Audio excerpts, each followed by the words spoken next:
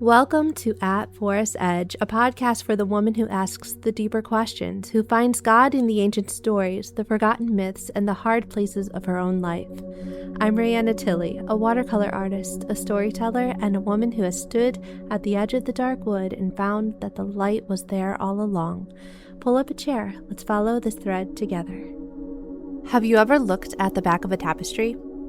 The front is breathtaking, colors and patterns and images that seem impossibly intentional, a picture that only makes sense from a distance when you take in the whole of it. But turn it over and what you find is chaos, loose threads going nowhere, knots, colors that seem to clash without reason, no visible picture. No discernible pattern, just the raw underside of something that, from the other side, is clearly being made into something beautiful. Most of us are living on the back of that tapestry right now. We see the knots. We see the threads that seem to go nowhere. We see the colors that make no sense together. And we are trying desperately, exhaustedly, to make out the picture from the wrong side of the fabric. Today, I want to talk about what it means to trust the weaver when all you can see is the underside. And I want to start with one of the most quoted, most leaned on, most tattooed on forearms verses in all of Scripture. Romans 8:28, and we know that all things work together for good to them that love God, to them who are the called according to his purpose. We know, not we hope, not we suspect, not we are fairly confident on good days. We know.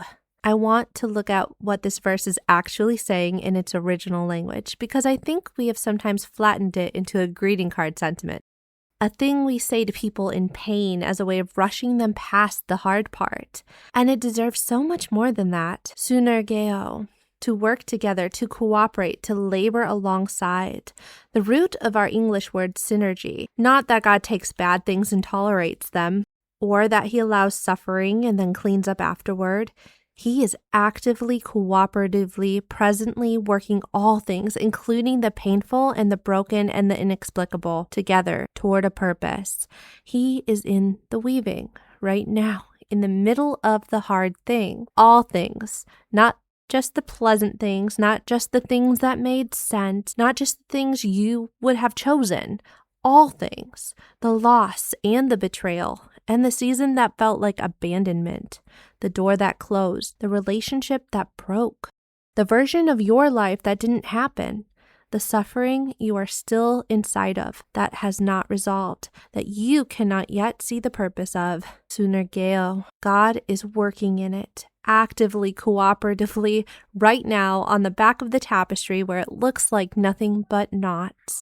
I need to tell you something about where I came from, because it is the only way you will understand what I am about to say about where I am now.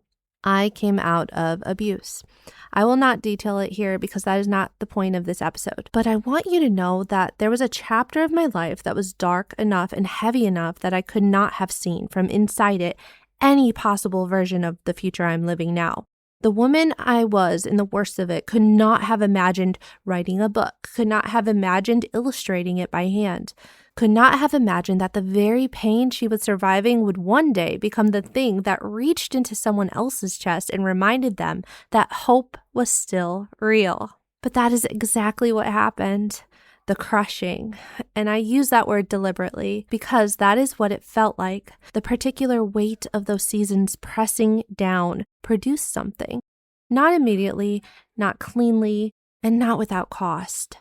But the pressure that I thought was destroying me was actually doing something else entirely. It was making me into someone who could speak to the woman who is still in it. Someone who knows the underside of the tapestry because she has lived there.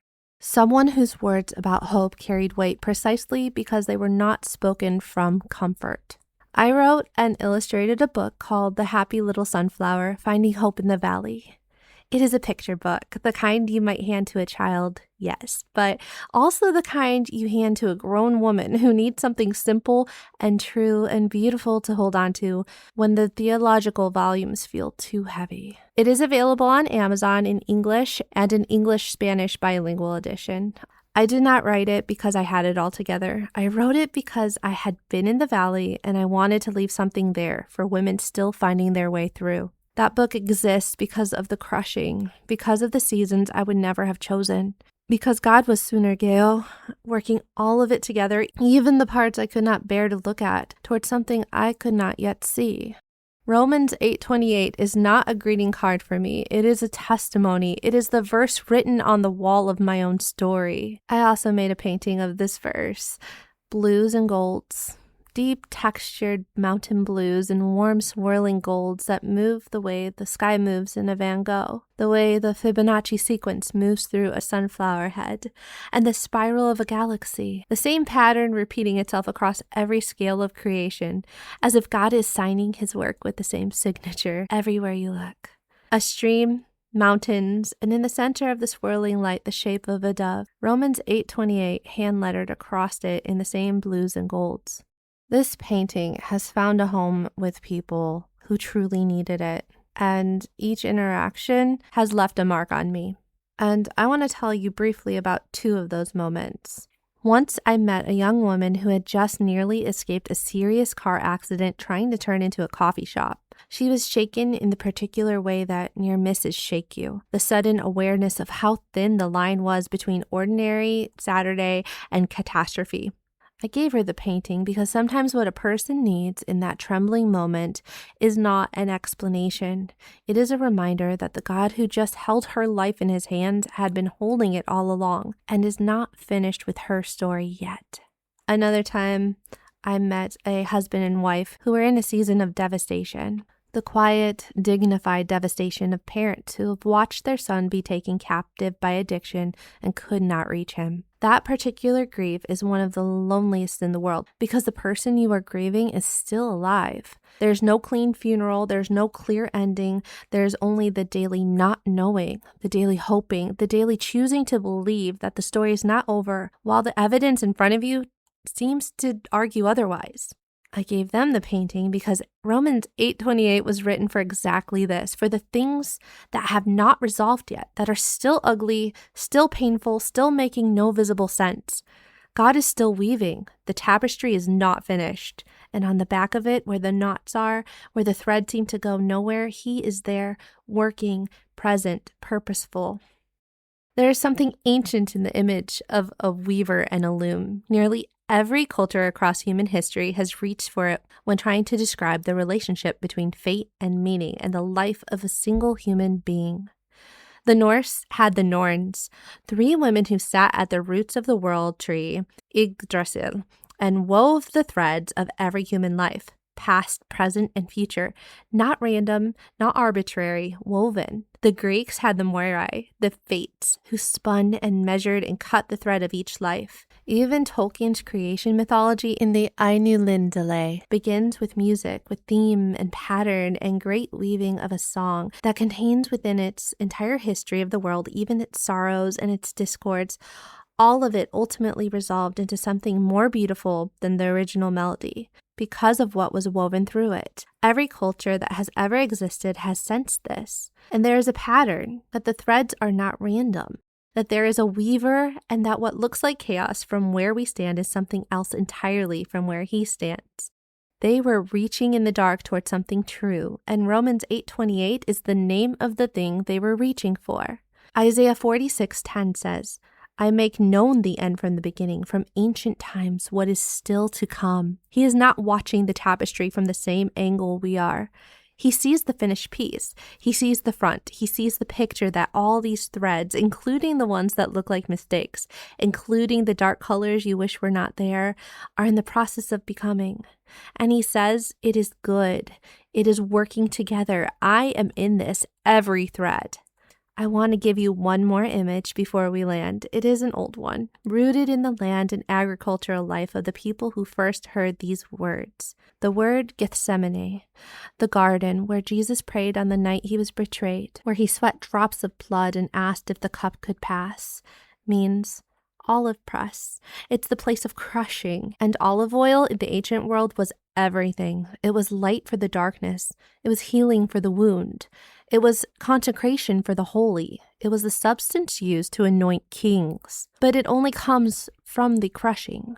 The olive that is left whole, unpressed, unbroken, it yields nothing. It is only in the press, only under the weight, only in the crushing that the oil is released. The thing that makes the light possible, the thing that heals, the thing that anoints. I'm not saying God causes suffering. I'm not standing here telling you that your pain was sent from heaven with a bow on it. What I am saying, what Romans 8:28 is saying, is that he wastes nothing. That the press does not have the final word. That what is being released from the crushing in the hands of God who is actively, cooperatively working all of it together is something the unbroken version of you could never have produced. The valley is where the sunflowers grow, not in spite of what happened there, because of what the soil became. The Romans 8:28 is one of the pieces I return to again and again in my own work, not because it's the most technically accomplished thing I have made, but because it carries something. The Fibonacci spiral in the golden sky is not accidental. It is the signature of the weaver visible in the mathematics of creation, the same pattern in the galaxy, in the sunflower, and the nautilus shell. The same hand behind every scale of the made world, signing his name in the language of beauty and order and design. If you need this painting, if you need Romans 8:28 on your wall as a daily reminder that the God who designed the mathematics of the universe is personally, actively working the threads of your story, you can find it on my website at forestsedge.com. And if you are in a valley right now, if you have someone in your life who is hanging on by a thread and needs something simple and true and beautiful to hold on to, my book, The Happy Little Sunflower Finding Hope in the Valley, was written for exactly that person. It is available on Amazon in English and bilingual editions with a scripture coloring companion. I wrote it from the valley. I wrote it so that the valley would not be empty of hope for the ones still finding their way. You are not living a random life. I know it can feel that way. I know the back of the tapestry is a difficult place to live. All those knots and loose threads and colors that seem to have nothing to do with each other. I know what it is to be in the pressing and feel only the weight of it, with no ability to see what is being released. But we know Romans 8:28 does not say we feel it. It does not say we can see it. It says we know.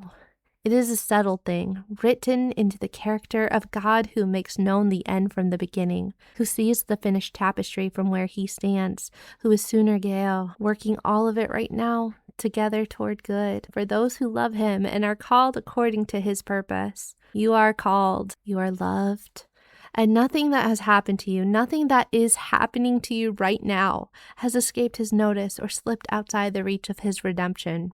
He is still weaving, the tapestry is not finished, and the picture, when it is finally turned over, and you see the front of it, I believe with everything in me that it will take your breath away, not despite what you walk through, because of what he made from it. Thank you for being here for this one. This episode is close to the center of everything I make and everything I believe, and I'm grateful you stayed for it.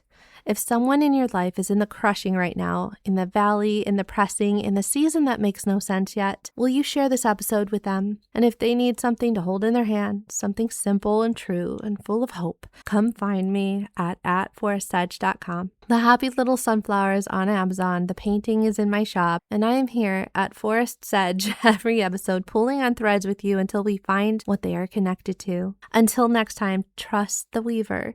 He sees the front of the tapestry, and it is beautiful. Thanks for sitting with me a while at the edge of the forest. If today's episode stirred something in you, come find me at forestsedge.com. That's where you'll find my art, my book, The Happy Little Sunflower, Finding Hope in the Valley, my newsletter, and a way to reach me directly. I'd love to hear what's on your heart. Until next time, may you keep walking toward the light, even when the path is dark.